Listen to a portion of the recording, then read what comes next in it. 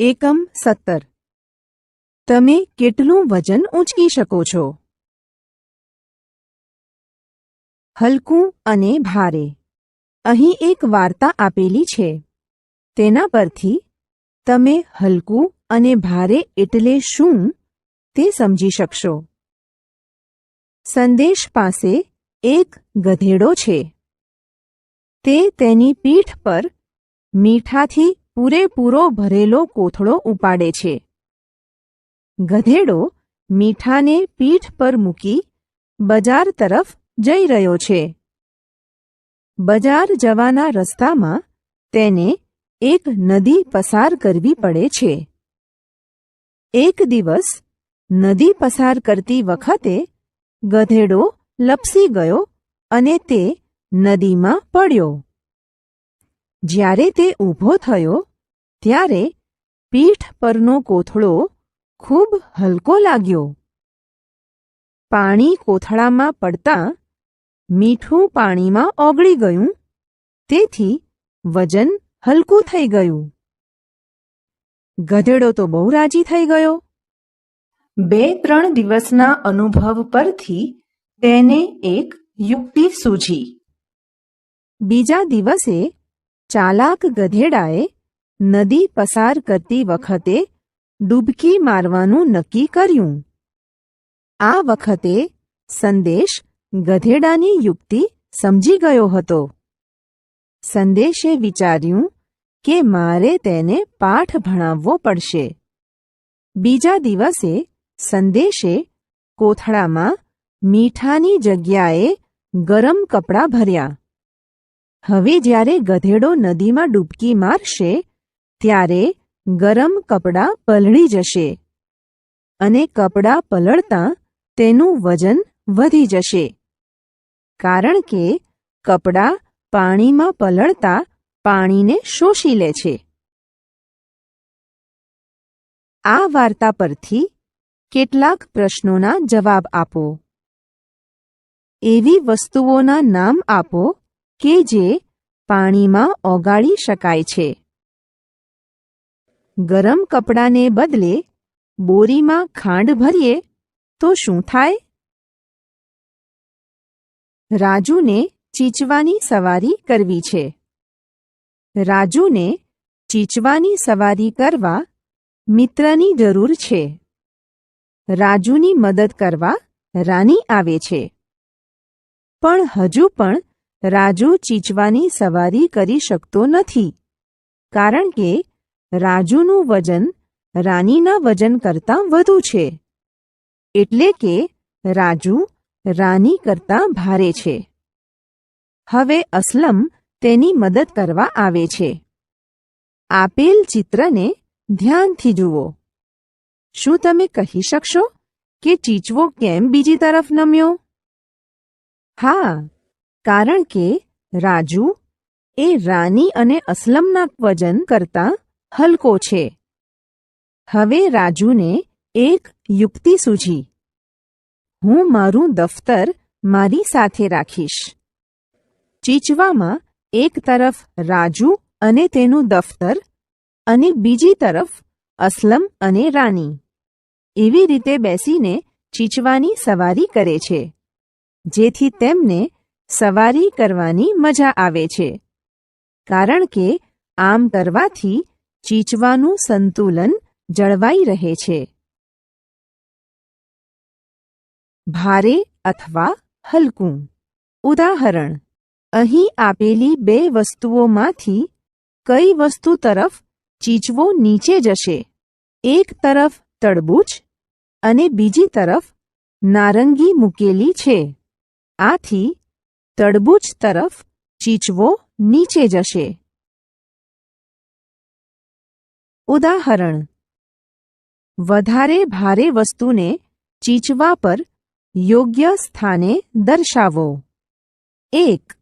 જુઓ, 2 વસ્તુઓ માટલું અને બોટલ આપેલા છે. બેમાંથી માટલું વધારે ભારે હોવાથી માટલું ચીચવામાં નીચે તરફ આવશે. 2 ગ્લાસ અને એક જગ આપેલ છે. તો પણ 2 ગ્લાસનું વજન જગ કરતાં ઓછું હોય. આથી ચીચવામાં નીચે તરફ જગ મૂકીશું. 3.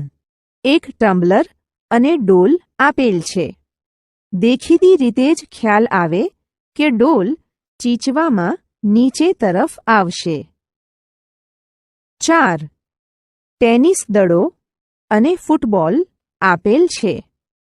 જોઈને જ ખ્યાલ આવશે કે ફૂટબોલ નીચેની તરફ આવશે. 5. દફતર અને કંપાસ આપેલ છે.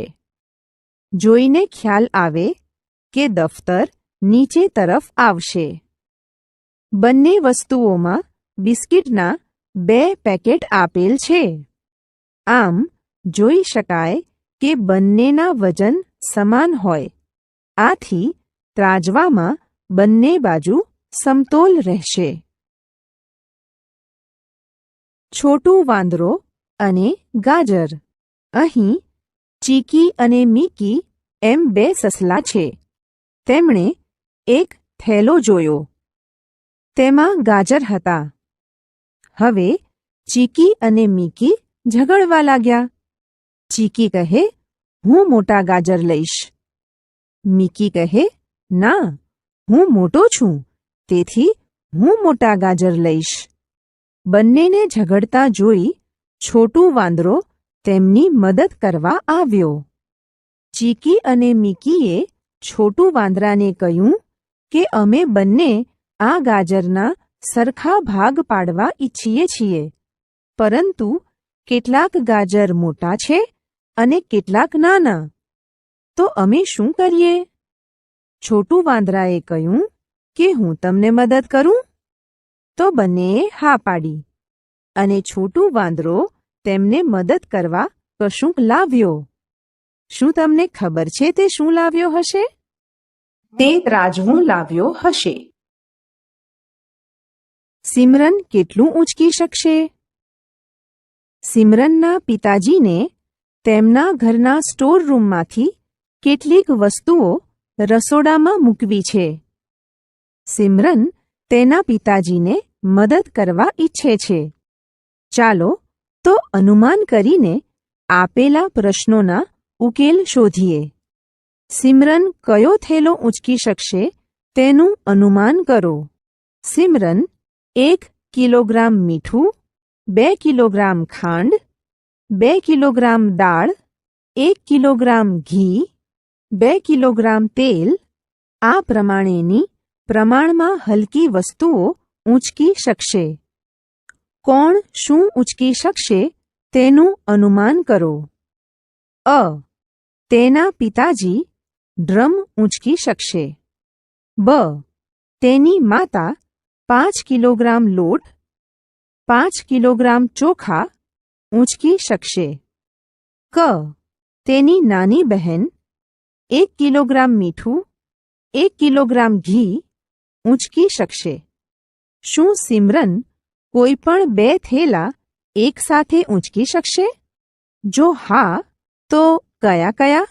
હા, સિમરન એક સાથે 1 કિલોગ્રામ મીઠું અને 1 કિલોગ્રામ ઘીના 2 થેલા ઊંચકી શકશે.